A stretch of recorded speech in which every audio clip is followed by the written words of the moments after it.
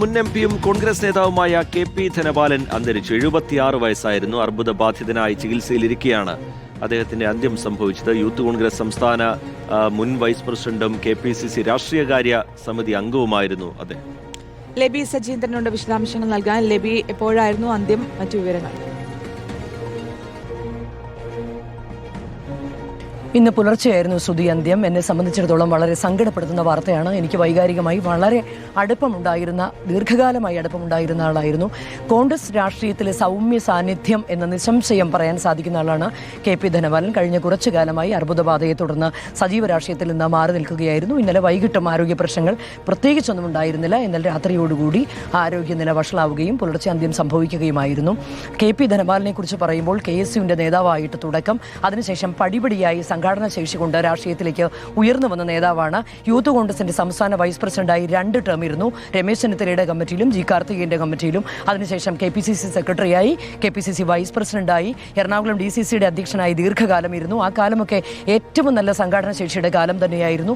അതുമാത്രമല്ല, കോൺഗ്രസ് രാഷ്ട്രീയത്തിൽ ത്യാഗം കൊണ്ട് അടയാളപ്പെടുത്തേണ്ട ഒരു മനുഷ്യൻ കൂടിയാണ്. 2001 നമുക്കെല്ലാവർക്കും ഓർമ്മയുണ്ട്. അന്ന് വടക്കേക്കരയിൽ നിന്ന് അസംബ്ലി സീറ്റിലേക്ക് മത്സരിക്കാൻ 12 ദിവസത്തോളം ചുവരെഴുത്ത് നടത്തിയതിനു ശേഷം അന്ന് പിന്മാറിയ MA ചന്ദ്രശേഖരന് വേണ്ടി പിന്മാറിയ ആളാണ്. ഒരു പരാതികളുമില്ലാതെ, ഒരു പരിഭവങ്ങളുമില്ലാതെ പിന്മാറിക്കൊടുത്ത ആളാണ്. അതുമാത്രമല്ല, പിന്നീട് ഇങ്ങോട്ടും 2009 അതിനുശേഷം ഒരു പാർലമെന്ററി രംഗത്തേക്ക് കടന്നു വന്നതൊക്കെ വൈകിയാണ്. അപ്പോഴൊന്നും അവസരം കിട്ടാതെ ഏറ്റവും കഴിവുണ്ടായിരുന്ന ആളായിട്ട് പോലും മാറ്റി നിർത്തപ്പെട്ടു. 2009 ചാലക്കുടി പാർലമെന്റ് സീറ്റിൽ നിന്ന് വലിയ ഭൂരിപക്ഷത്തിൽ വിജയിച്ച MP ആകുന്നു. തൊട്ടടുത്ത തവണ 2014 പാർലമെന്റിലേക്ക് വരുമ്പോൾ അന്ന് PC ചാക്കോയ്ക്ക് തൃശ്ശൂരിൽ നിന്ന് ചാലക്കുടിയിലേക്ക് മാറണം എന്നുള്ളൊരു നിർബന്ധ ബുദ്ധി അന്നുണ്ടായി. അതിനു മുന്നിൽ കോൺഗ്രസ് നേതൃത്വം അതിന് വഴങ്ങിക്കൊടുത്തു. അങ്ങനെ ചാലക്കുടിയുടെ ജനകീയ MP ആയ കെ.പി. ധനപാലന് തൃശ്ശൂർ മണ്ഡലത്തിലേക്ക് മാറേണ്ടി വന്നു. അന്ന് ആ വർഷം 2 മണ്ഡലവും അങ്ങനെ നഷ്ടപ്പെടുകയും ചെയ്തു കോൺഗ്രസിന്. അന്നും എനിക്കിപ്പോഴും ഓർമ്മയുണ്ട്, ആ സമയത്തും ഒരു പരിഭവം പോലും ഇല്ലാതെ പുഞ്ചിരിച്ചുകൊണ്ട് മാത്രമേ കെ.പി. ധനപാലനെ പ്രിയപ്പെട്ടവർക്കൊക്കെ കാണാൻ സാധിക്കുകയുള്ളൂ. മണ്ഡലത്തിലെ ആൾക്കാർക്ക് കാണാൻ സാധിക്കുകയുള്ളൂ. കോൺഗ്രസ് പ്രവർത്തകർക്കും നാട്ടുകാർക്കും ഒക്കെ കാണാൻ സാധിക്കുകയുള്ളൂ. മാറ്റി നിർത്തപ്പെട്ട ഘട്ടങ്ങളിലൊന്നും പരാതികളും പരിഭവവും ഇല്ലാതെ പാർട്ടിക്കെതിരെ ഒരു വാക്കുകൊണ്ട് പോലും ഒരു എതിർ ശബ്ദം ഉയർത്താതെ മാറി നിന്നിരുന്ന ആളായിരുന്നു കെ.പി. ധനപാലൻ. അതിനുശേഷം അന്ന് 2014 അങ്ങനെ അപ്രതീക്ഷിതമായി തോൽവി പിടിച്ചു മേടിക്കേണ്ട ഒരു സാഹചര്യം വരുന്നു. അത് അദ്ദേഹത്തെ ഏറെ വേദനിപ്പിച്ച സംഭവമാണ്.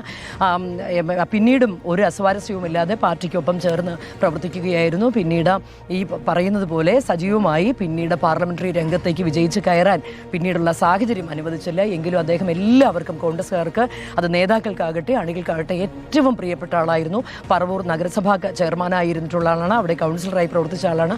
ആ പ്രാദേശിക തലത്തിൽ വലിയ ബന്ധം, എറണാകുളം ജില്ലയിൽ വലിയ ബന്ധം, സംസ്ഥാനമെമ്പാടും ഏറെ പ്രിയപ്പെട്ടവരെ സൃഷ്ടിച്ചുകൊണ്ടാണ് അദ്ദേഹത്തിന്റെ വിടവാങ്ങൽ. കെ.പി. ധനപാലന്റെ നിര്യാണം എന്ന് പറയുമ്പോൾ സ്വാഭാവികമായും അതേറെ വേദന കോൺഗ്രസ് പ്രസ്ഥാനത്തിനുണ്ട്. രാഷ്ട്രീയകാര്യ സമിതി അംഗമായി പ്രവർത്തിച്ചു വരികയായിരുന്നു അദ്ദേഹത്തിന്. ഒരുപക്ഷെ എനിക്ക് തോന്നുന്നു ഇത്തവണത്തെ നിയമസഭാ ചർച്ചകളൊക്കെ വന്ന സമയത്ത് ബാബു ആദ്യം തൃപ്പൂണിത്തുറയിലേക്ക് താൻ പിന്മാറുകയാണ് എന്ന് പറഞ്ഞപ്പോൾ വ്യക്തിപരമായി എനിക്ക് ഓർമ്മയുണ്ട്, പറഞ്ഞ പേരാണ് കെ.പി. ധനപാലൻ. പക്ഷെ നിർഭാഗ്യവശാൽ അദ്ദേഹത്തിൻ്റെ ആരോഗ്യം നിയമസഭാ തെരഞ്ഞെടുപ്പിലേക്കൊക്കെ കടന്നു വരാൻ അനുവദിച്ചില്ല. അല്ലെങ്കിൽ ഒരുപക്ഷെ ഇത്തവണ നിയമസഭയിൽ ഉണ്ടാകേണ്ട ആളായിരുന്നു.